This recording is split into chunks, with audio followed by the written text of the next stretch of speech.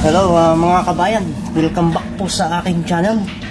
Sa video ito po, ang aking pong topic ay tungkol sa tester, kung paano po gamitin. Kasi meron pong nag-request na kung paano siya gamitin. Ngayon, ito po yung ating topic. So, ito ay para po sa yung mga gustong matuto na gumamit ng tester. Ito pong mga nakikita nyo po ay iba't ibang klase po yan ng mga pyesa, kasama na rin yung battery. Mamaya po itetest natin isa-isa gamit yung tester natin. Meron tayong resistor, transistor, capacitor, switch, at saka yung ilaw, LED, at saka yun, itong battery. Okay, kung ready na po kayo ay uumpisahan na natin. Ang ginawa ko po sa tester ko ay ganito po. Tinanggal ko yung cover kasi blurred na. Ibig pong sabihin yan ay tumatanda na yung tester ko at marami na siyang na-repair. Nakarating na ho ng Qatar. Galing pong Pinas ito. Galing pa ng Yupanco Electronics dyan sa Makati. Ito na yung gamit ko. So lumabo na siya. Ayan o. Tinanggal ko siya para makita nyo yung mga numbers. Ang ituturo ko po dito ay yung basic lang po. Basic lang tayo. Yung madalas ko lang gamitin. Kasi ang totoo niyan, hindi ko naman alam lahat talaga yung mga function nito. Ang ginagamit ko lang dito, yung basic lang na madalas lang talaga gamitin. Ang laman po ng tester ay ganito po. Ayan. Meron siyang dalawang battery. Tapos, siyempre, may reserbang fuse ako dyan. Ito yung fuse. At saka ito na yung pinaka-circuit niya. Okay. So, for safety po, pagka nasira yung fuse, palitan nyo po ng same value. Huwag nyo papalitan ng ibang value. Same, 0.5 ampere. Para kung just in case na magkamali kayo, ito lang yung masisira, hindi madadama yung circuit. Tapos nga po pala, ito yung pinakagusto ko sa tester na to, yung model YX360 TRF. Pag bumili po kayo ng tester, bumili na lang kayo po ng ng original, wag na yung local. Sanwa po, ito po yung tatak niyan, is ANWA. Nasa likod ko po si paring Nerwin, nanonood din. Okay, so yun, umpisahan na natin. Itatabi ko muna to.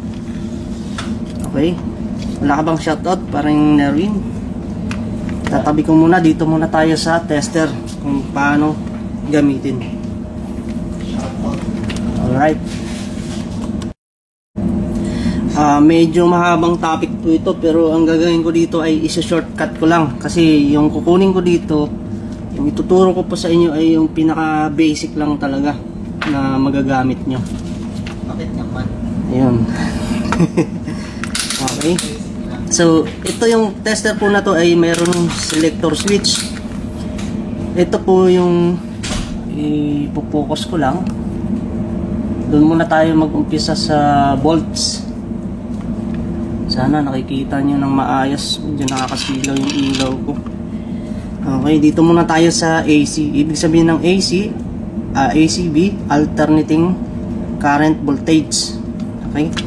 Ang range po niya is from 10 to 750. Ituturo ko po sa inyo kung paano gamitin yan. Tapos yung dito naman sa side na to, yung DCV, direct current voltage. DC voltage naman po dito. Ang range po niya is mula rito sa 0.1 hanggang sa 1000 DC volts.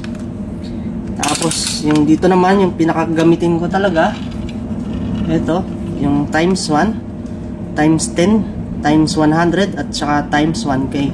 Tuturo ko po sa inyo kung paano po gamitin yan. And then, yung sa dulo po, yung times 100K ohms. Ito, madalas ko rin gamitin po ito. So, mag-umpisa po muna tayo sa DC. Okay, sa DC na lang muna tayo mag-umpisa. Kung paano gamitin yung DC. Ang DC po, may pansin kayo, may number dito, 1,000, 250, 50, 10, 2.5 at saka 0.25. Ang DC po ay ginagamit sa pagbasa ng voltage. Like for example, magsusukat ako ng kunyari 10 volt. 10 volt. So, ang gagawin ko, ilalagay ko yung range sa 50. So, bracket pa rin siya ng 12 volts, hindi siya lalagpas. Doon tayo sa 50. Mayroon akong power supply dito na 12 volts na lang. Sige, 12 volts. 12 volts pa talaga to. Pakita ko po sa inyo. Ayan, 12 volts. Ayan. 12 volts. Dito mababasan nyo po, 12 volts. Okay, ang gitna po is positive. So, standard polarity. Ito na po yung dulo nyan. Magsusukat na tayo ng 12 volts. Yung test prod po, ito po. Ito yung negative. Ito yung positive prod. So, dito yung negative. Dito yung positive. Kailangan may makuha tayong 12 volts po dyan. Ayun, 12 volts. Ayan po. Ang titingnan nyo po sa range na yan, di ba naka 50 po tayo dito. Yung selector natin nasa 50. So ito po yung 50. Alam po ito po yung range ng 50. Dito po tayo magbe-base sa gitnang numbers. Gitna. 0, 10, 20, 30, 40, 50. Ayun, ito po yun. Basta itong nakikita nyo sa range na to, ito po yun. Yung numbers na yan. Kagaya nitong 250. Ito po yung 250. Sa 50 naman, ito po yun. Sa 10, ito naman. Yan. 10, ito. Yung 2.5 po, ay doon siya babalik sa 250. Parang naglagay lang tayo ng tuldok doon sa pagitan ng 2 at saka 50. So balik tayo doon sa voltage reading. Doon tayo sa 50 DC. Simple lang po ito. 50, nagsukat ako ng 12 volts. Ang range ko is 50. Kasi yung 12 volts sakop pa rin po siya ng 50, hindi siya lalagpas. Pag 10 ho kasi nilagay ko sa 10, lagpas na ho, hindi na natin mabasa yan. So dapat doon lang tayo sa 50. Kasi yung 10, lagpas na ng 12, hindi na pwede. So 50. Ito na po. Ang basa po niyan, ito po yung 10. Sundan nyo lang po itong 50 na to. Paikot pa ganyan. From 0, ito yung 10. Tapos yung guhit po, makikita nyo, ang bilang po niyan ay 10, 11, at saka 12. Okay? 10, isang guhit, 11, isang guhit, 12. So, eksaktong 12 volts po ang reading. Sana po ay malinaw. Tapos, sa battery naman, ito kasi ay ang volts po nito is 1.5. So, since 1.5 siya, ilalagay ko sa 250 DC. Sa 2.5. Kasi ang volts nito is 1.5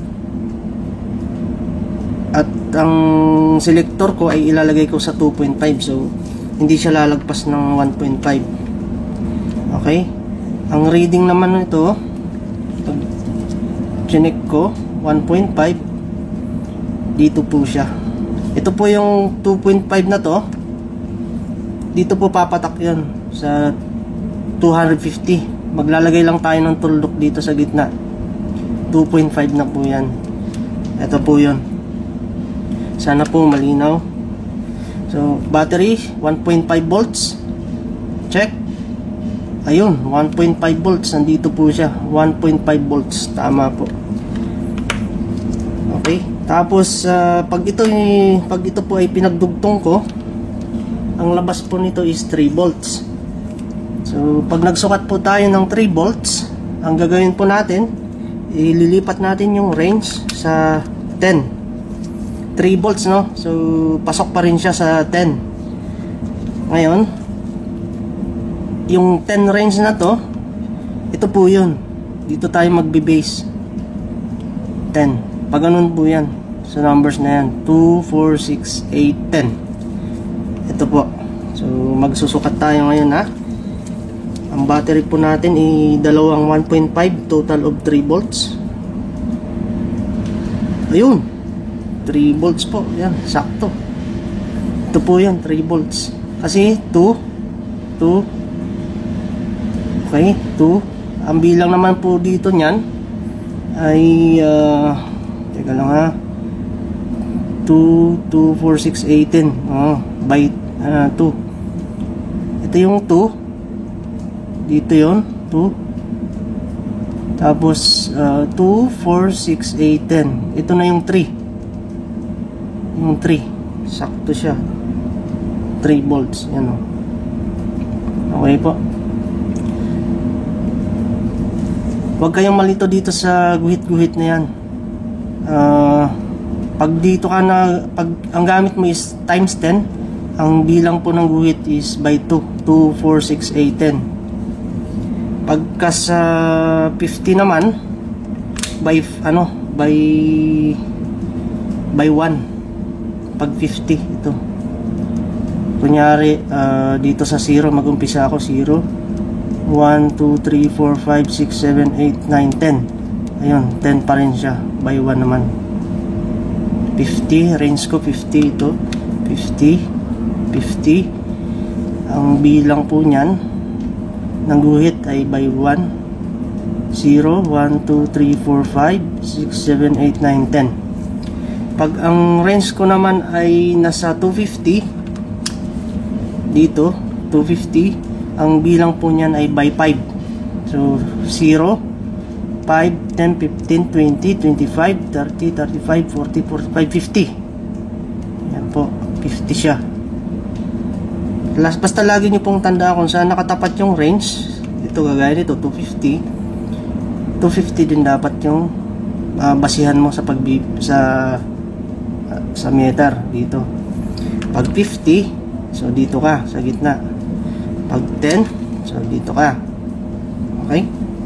Sana malinaw. Kung medyo hindi nyo pa makuha, balik-balikan nyo po lang po yung video na to. Kasi ako ganun din. Medyo na mahirap, nakakalito. Pero sinimplihan ko lang. Ayun, saan na tayo? So nagsukat na tayo. Okay na. Sa DC. Doon naman tayo sa AC.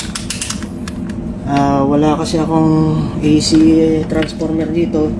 Ang gagawin ko, magsusukat na lang ako ng source ng output ng power dito sa pwesto ko. Kung magsusukat ka ng 220 volts, dapat ang range mo is 250 above dun sa sinusukat mo. Okay, hindi pwedeng magsukat ka ng hindi ka pwedeng magsukat ng 220 volts kung ang range mo ay nilagay mo sa 50. Underrated po yun. So lalagpas yung metro mo, papalo siya ng malakas. Pag magsukat tayo 220, ito po ay 220, pasok siya dun sa 250. So sukatan na ho natin. Wag po kayong matatakot. Ayan po. Okay, so ang kuryente po namin dito is pumapalo yan ng 240 volts or 230. Hindi lang po accurate talaga yung tester na to. Ito ay basihan lang ho. Yan po. Pero sa DC, minsan accurate, minsan hindi. More, may ano siya, kumbaga may difference din. Gaya nito yung AC dapat 220. So dito dapat yan 200, 5, 10, 15, 20. Dito dapat yan. So andito na siya eh. So mga 200, 5, 10, 15, 20, 25, 30, 35, 40, 45. 245 ang lumalabas. Pero pag sinukat ko sa digital, tingnan natin sa digital kung ano. Alis ka muna dyan, analog. Okay. Kung tatanungin nyo ako sa practical, gusto ko po yung tawag dito, yung analog tester sa pagdadiagnose. Mabilis po eh. Ayan po, ang range ko po ay auto range AC. Tingnan natin kung ano ba talaga. Ayan, 241 volts po. 241 volts yung kuryente natin dito. So, malapit siya. Malapit siya dun sa nasukat ko. Ulitin natin. Ayan o. 200, 5, 10, 15, 20, 25, 30, 35, 40, 45. Pwede na. Ayan. Mataas kasi ang volts dito. So, yun na. Yun po yung AC. Ganon din po yun. Yung range nito, 10. Dito ka magbabasa. Sorry. Medyo iangat-angat natin ng konti yung camera. Yun. 10. Ito po yun. Ito yung pinaka-reference nyo. 10, 50, at saka 250. Okay. Iwan ko na yung 750. Hindi ko masyadong ginagamit yan. Tapos na po tayo sa DC volts. Tapos na tayo sa AC volts. Dito naman po tayo sa pinaka-importante, sa ohms. Okay. Yung times 1 po, ang ohms po, lahat ng naandito, ang basihan po ng reading natin ay itong nasa taas. Nakikita nyo po, mayroon siyang sign na ohms. Ito po. Diyan po tayo magbe-base yung reading. Okay. So, ang counting naman po nito rito sa mga guhit, iba-iba po yan. Yung mula rito sa 0 hanggang 1, ang counting po niyan ay 0, 2, 4, 6, 8, 10. Opo. Tapos 1. Next, ganun din, the same. The same po yan. Tapos dito, iba na. Pagdating sa 2, 2.5, 3, 3.5, 4, 4.5, tapos 5. Ganon din dito, same. Tapos dito, iba naman. 10, 11, 12, 13, 14, 15. So, ganun po yung bilang dyan. 15, 16, 17, 18, 19, 20. So, dito by 1. Dito 0.5. Dito naman by 2. Okay, dito tayo sa 20. Balik tayo dun sa 20. 20. 22. 24.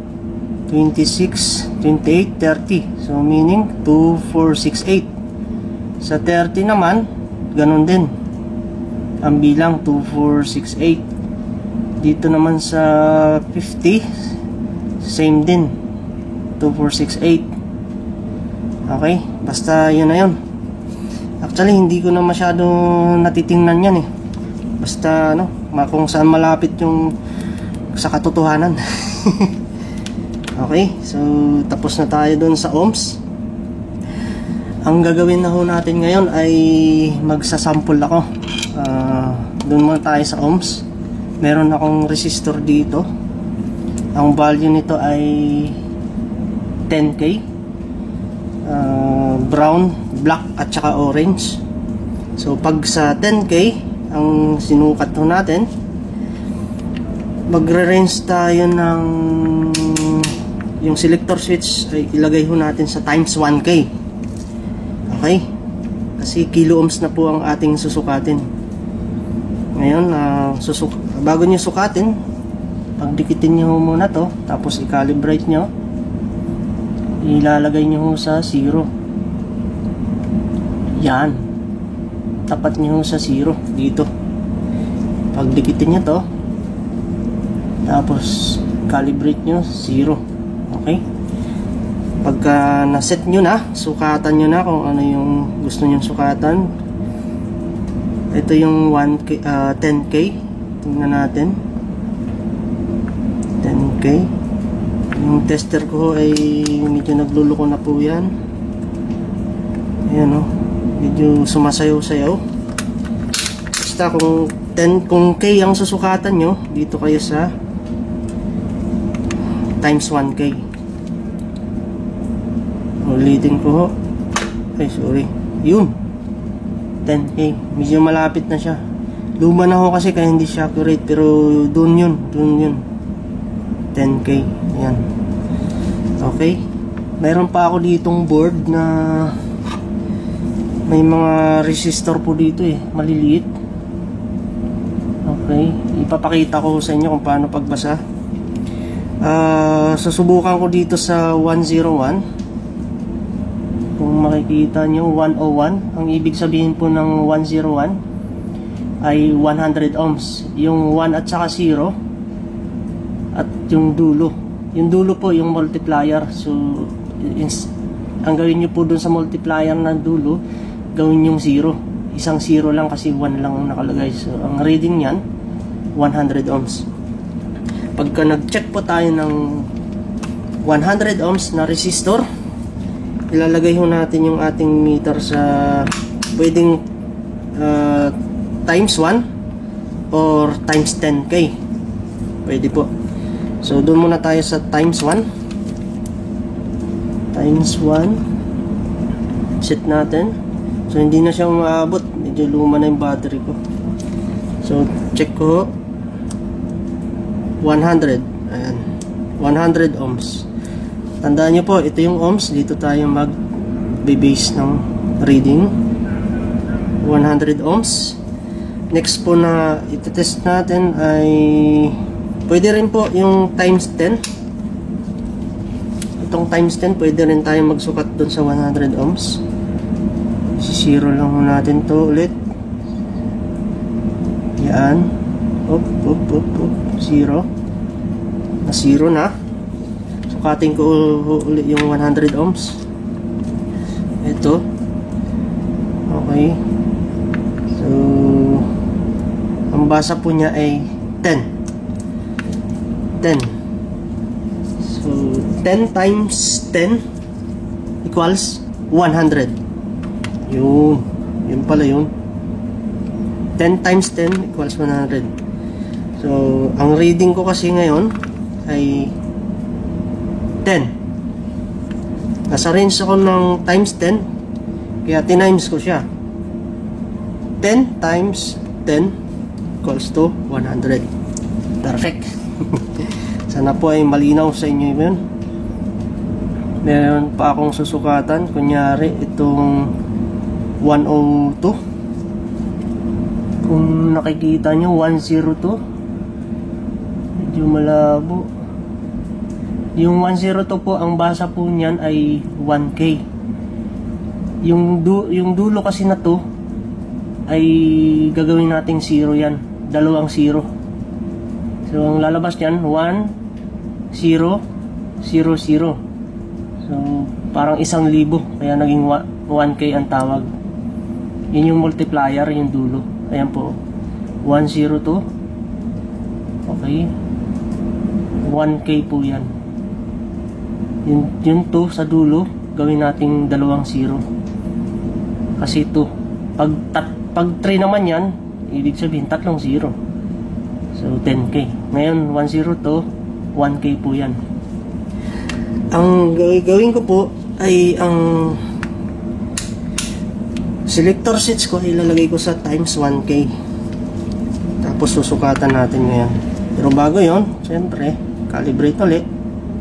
Ito lang yung disadvantage ng analog, pero gusto ko to Okay. So 102, dapat makakuha tayo ng 1K.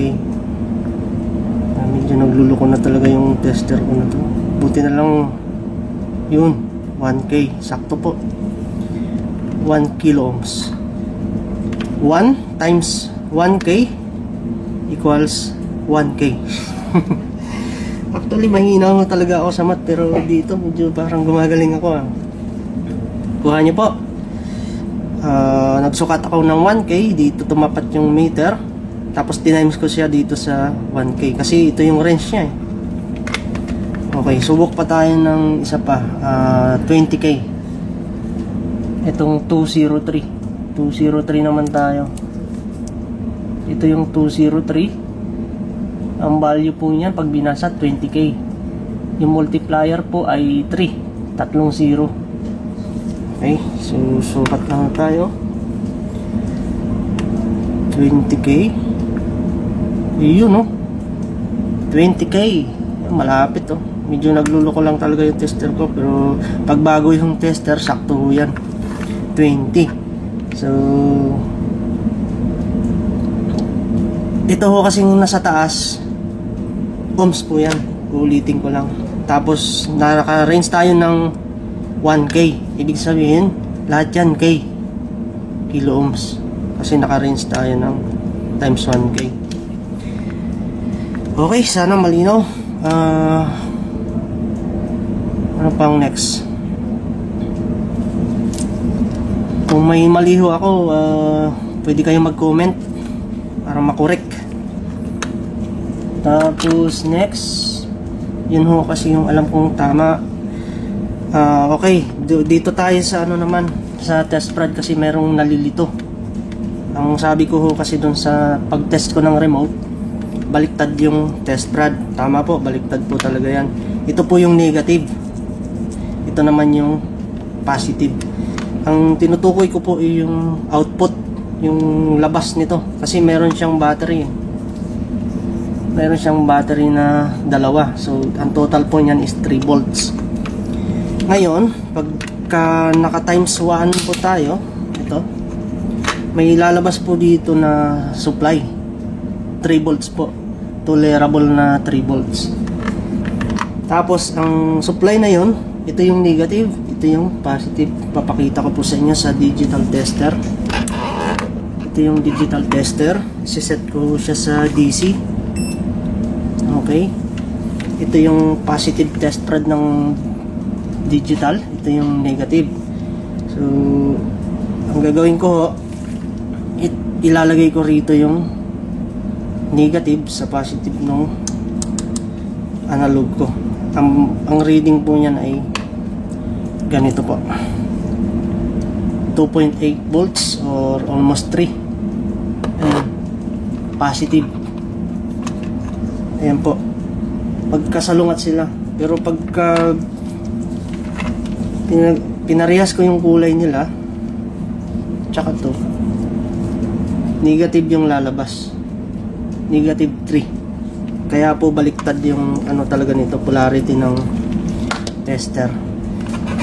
Okay, para malinaw po, mag-test ako ng LED. Ito, yun po ay sa times 1 lang, times 1 times 10k times 100. Nagbabaris po yan pagka times 10, bumababa rin yung output nito, yung tolerable na volts. Huwag kayong malito, basta ano, pagka nalito kayo, panoorin nyo lang uli yung video. Okay, pag nagsukat ho ako ng LED ganito, lagi po akong nasa times 1, kasi kaya niyang pailawin ito. Ayan po. Actually, ginagamit ko itong times 1 sa remote. Pag wala akong battery yung remote, ito yung pinaka battery ko. Sinusundot ko dun sa terminal ng battery, inaalis ko yung battery, gagana na po yung remote. Ito yung LED, mapailaw niya po.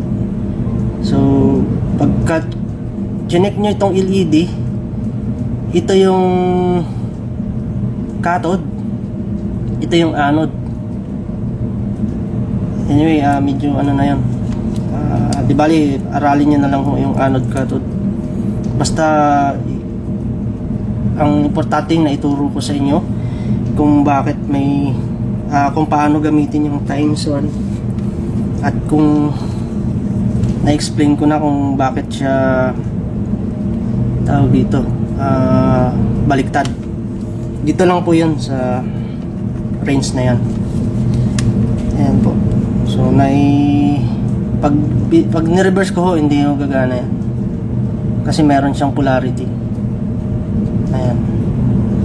So sana malinaw. Kung medyo malabo, mag-comment lang po kayo. Okay, basta yun na yun. Ang next natin, paano ako mag-test ng parts. Ito po yung parts na to, transistor. Ang value po nito ay 2EC5200. So NPN times 1 ho lagi ang ginagamit ko. Times 1. I-calibrate natin. Okay ba? Maayos ah. Tapos ito yung collector, ito yung emitter. Pag PNP po ay pag NPN yung tinetest nyo, ang test prod po ng tester nyo ay nandito sa may kaliwa, sa base. Dapat papalo po yan. Okay. Pag ni-reverse nyo naman, dapat hindi. Okay. Good po yung transistor na yan. Itong isa naman, 2SA 1943. PNP naman po siya. Pasok na pasok kumbaga. Itong isa, NPN, na ipasok na.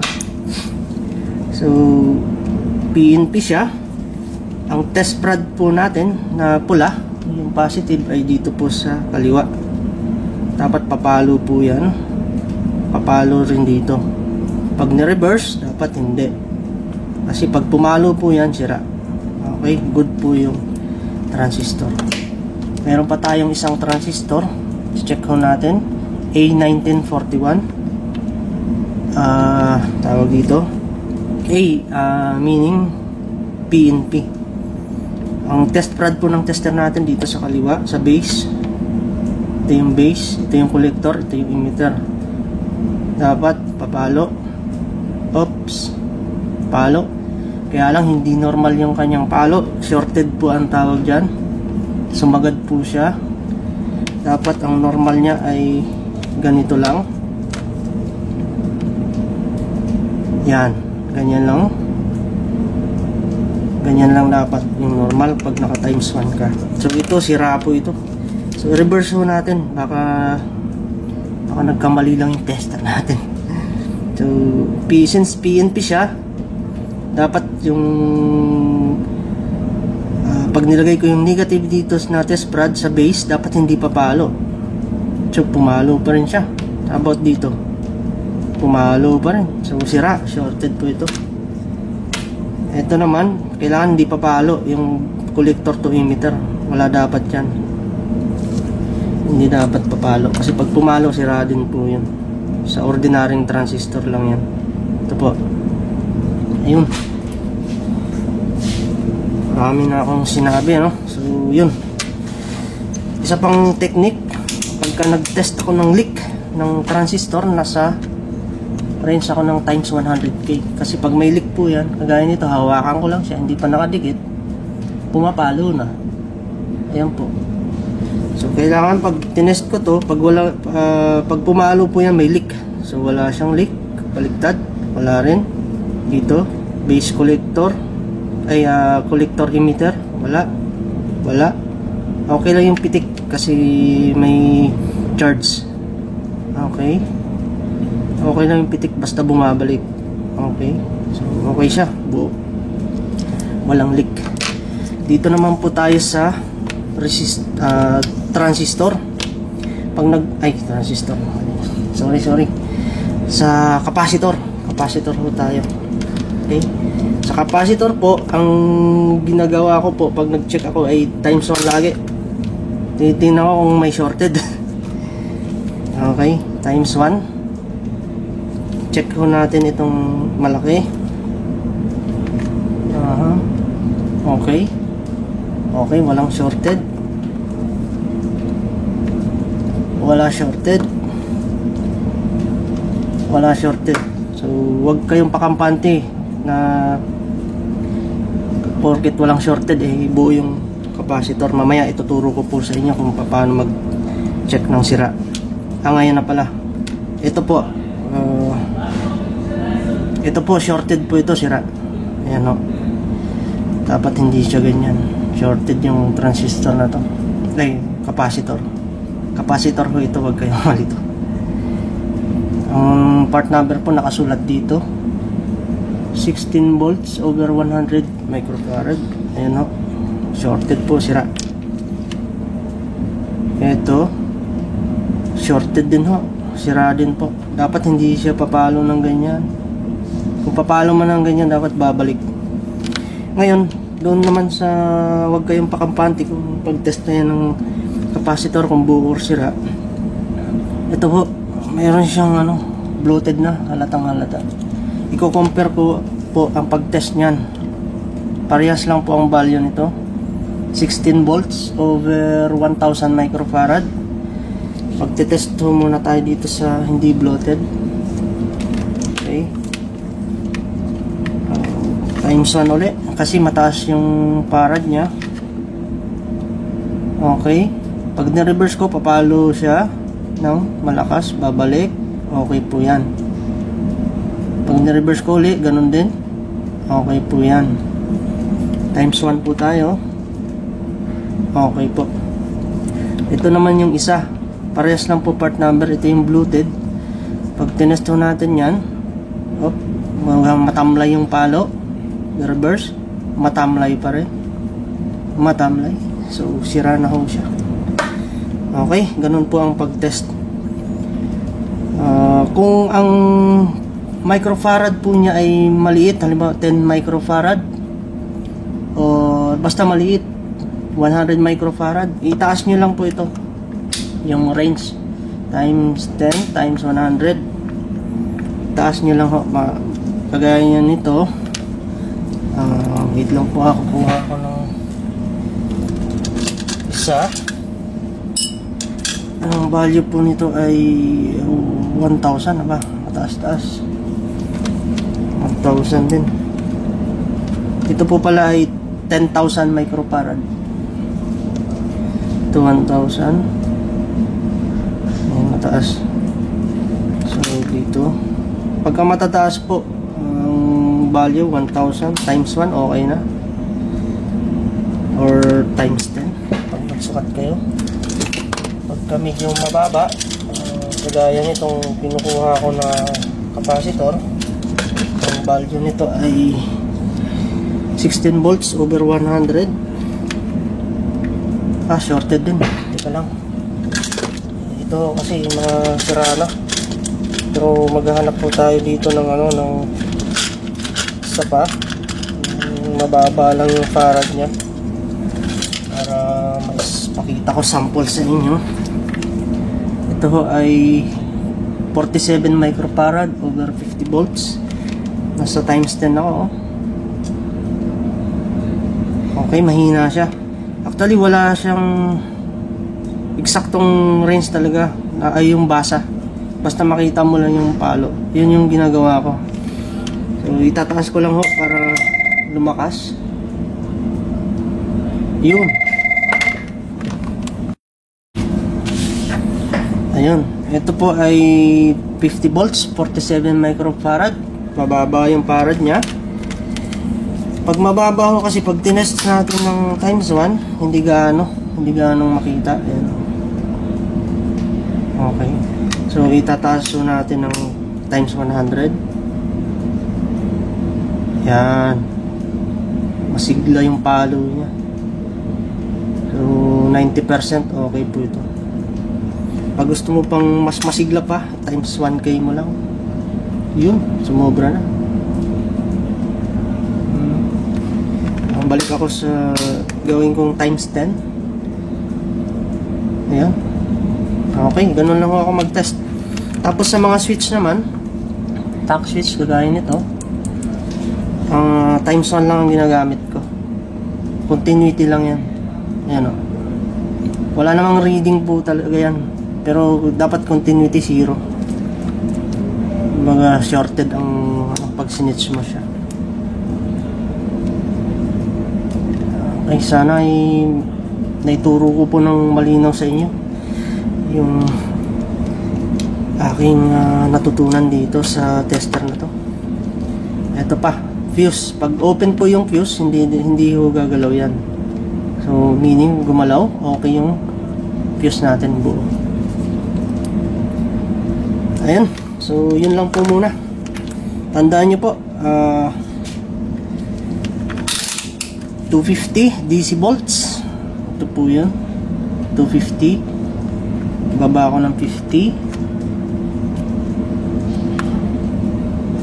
Pag nasa 50 po tayo, ito po yun.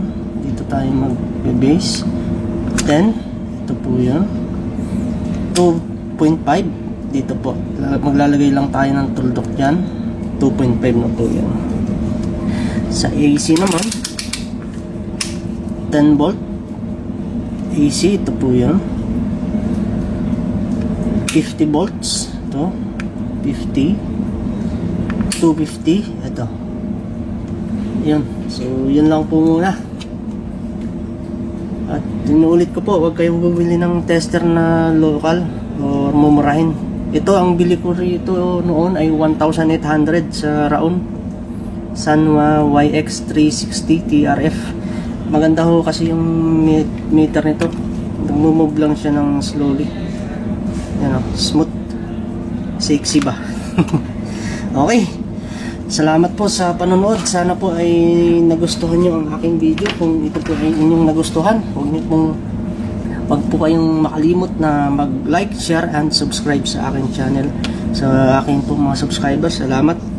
Sa mga baguhan po, salamat po sa pagbisita sa aking channel. At yun, kung may hindi pa po kayong naintindihan, mag-comment lang kayo at aking i-explain. Ayun, medyo mahaba lang talaga yung video nito. So salamat po. God bless and have a nice day sa inyong lahat. Nga po pala, may ginawa akong drawing. Opo, sinimplihan ko lang yung drawing na to pero hindi ko alam kung makukuha nyo. Subukan nyo na lang, tingnan nyo. Related ho kasi to sa medyo may pagkamat. Nung nag-aaral ako ng elementary ako, sa mat po, andun ho ako sa kakahuyan. Nagtatago ako ayan o, check nyo na lang. Kita nyo ho ba? Ayan. Okay, may mga nilagay akong mga numbers dito. Hindi ko na tinapos pero parehas lang ho yan pag ganun. May idea lang ho para at least kunyari ito by 5, so 5, 10, 15, 20, 25.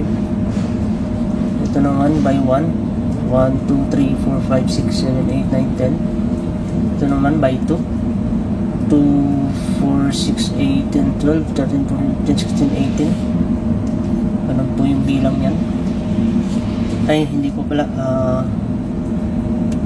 Dito naman by 2.